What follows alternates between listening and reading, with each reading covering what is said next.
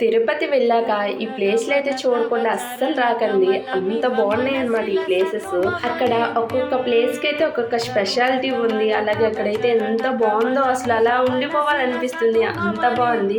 So మీరు తిరుపతి వెళ్ళే ముందైతే ఈ వీడియో చూడండి ఒకసారి, మీకు ఒక ఐడియా వచ్చేస్తుంది ఏ ప్లేసులు చూడాలని చెప్పి.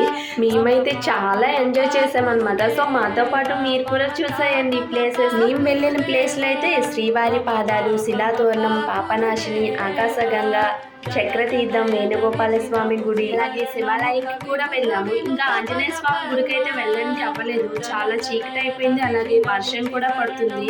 సో మాకైతే చూడడానికి అవ్వలేదు. మీకు వీలైతే మాత్రం మీరు డెఫినెట్ గా చూడండి, అక్కడ కూడా చాలా బాగుంటుందంట. నేనైతే చాలా ఎక్సైట్మెంట్ తో వెళ్ళాను, ఎందుకంటే ఫస్ట్ టైం కదా అన్ని కూడా చూడడం. నాకైతే చాలా బాగా అనిపించింది అనమాట.